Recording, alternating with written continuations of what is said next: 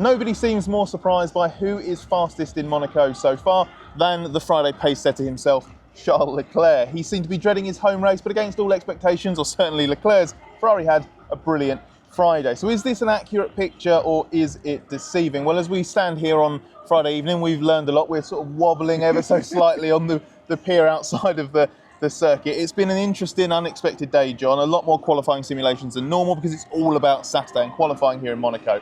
Ferrari's first and third, Racing Bull's fifth and sixth, despite Isaac Hadjar putting it in the wall a couple of times. Fernando Alonso up in seventh.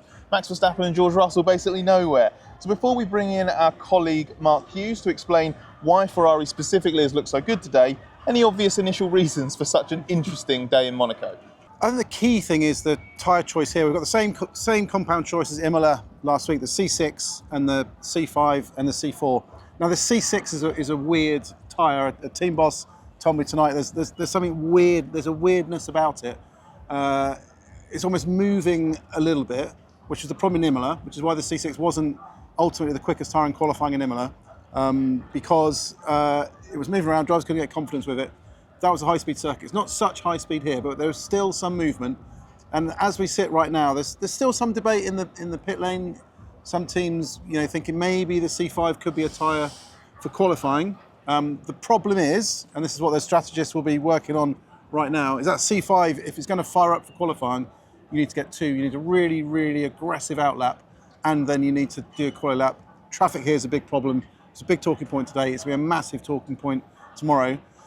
Plus, they're having to weigh up strategy. The strategy for the race is completely up in the air. You've got three compounds, the unpredictable safety cars, potential red flags, degradation, games that are going to be played, plenty of shenanigans on Sunday.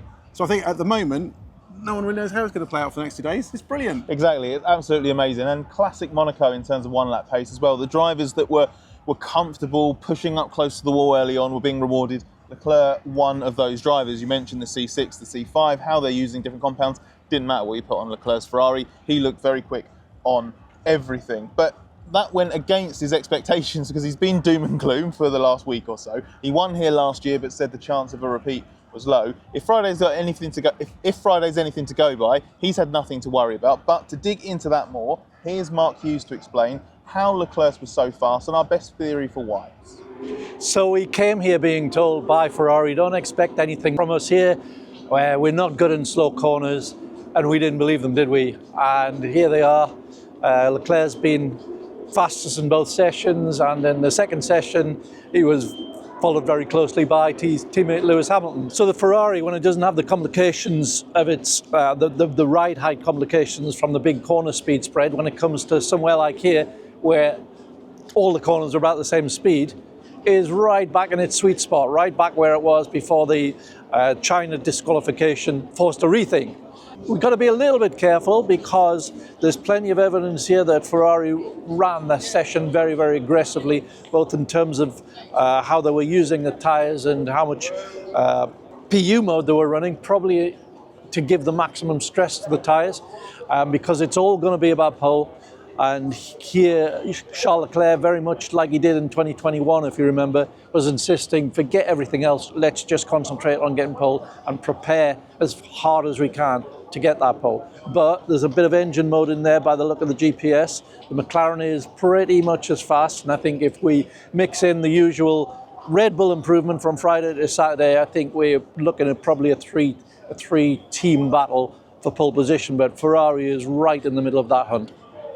So that covers Ferrari, but from a good surprise to a nasty one, we should talk about Red Bull. The positive is that Yuki Tsunoda's right there with Max Verstappen, just a few thousandths of a second away. The problem is they ended FP2 10th and 11th, and a long way off the pace, I think over 7 tenths adrift. Verstappen complained about all sorts of things today, so what's going on? Is it as bad as it seems? I think it's tricky with Red Bull because time and again, and this was the case in Imola as well, they have terrible Fridays. I think it's the kind of grading their Fridays and how terrible they are. Imola wasn't as bad as it's been in the past, but normally they have these difficult Fridays, work at the factory overnight, come back Saturday and much better.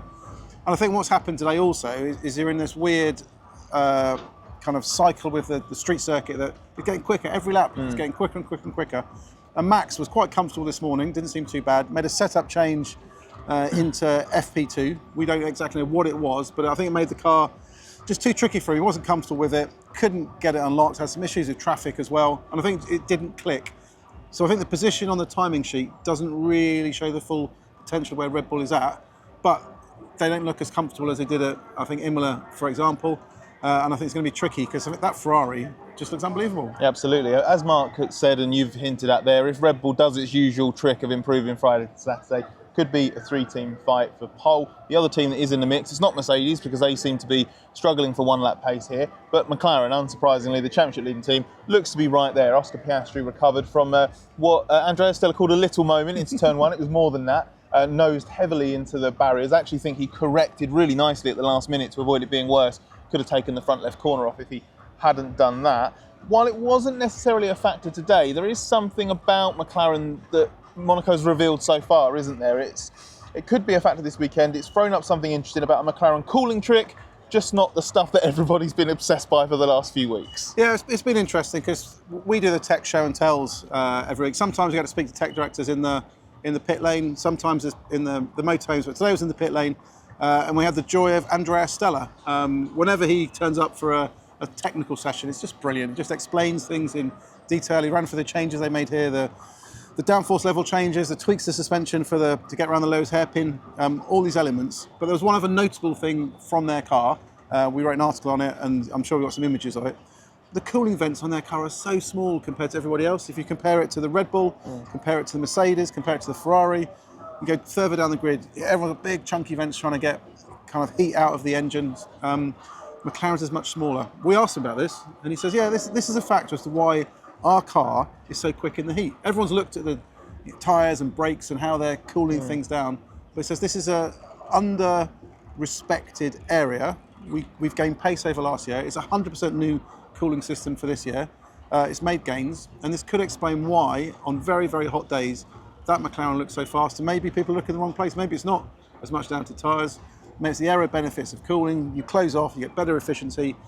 That potentially can be traded off for more downforce, which then improves your tyre life, which then improves your degradation. So I think this is ultimately perhaps the secret of the McLaren, is there isn't one magic bullet area. It's lots and lots of good engineering decisions and everything working together. Obviously, we'll wait and see on Sunday if the race pace is as we expect it to be and as strong as we've seen it so often this year. We've touched on it a little bit with the added strategic variable of this event, the mandatory 2-stop race. That led to the mixture of tyre usage across FP1 and a bit in FP2 as well. So John, what have we learned about the kind of race that's in store and how it's been challenging the teams and what they've been trying to, where they've left themselves basically after Friday? Yeah, there's a big divide after Friday night. I think a lot of the work today was focused on that C6 v C5 debate.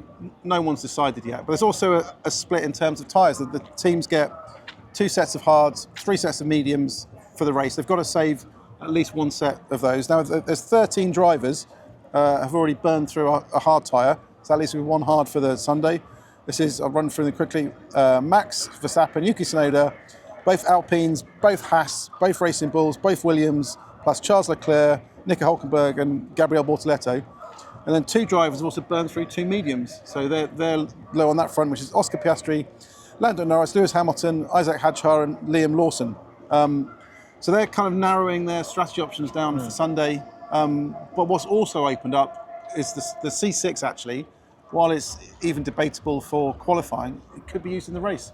Some teams could use to, burn it off early, get some maybe gap to the cars behind, maybe do some overtaking, get rid of it, switch onto the hard, and then see how the race plays out. And that also opens a scenario of, if there is shenanigans, if you go early, there's a red flag, everyone gets a free tyre change. If you've got through the soft, you're onto the hard. Anyone who started on the hard is massively on the back foot, especially if they're lower mediums. So I think there's plenty of room for some fun and antics on Sunday.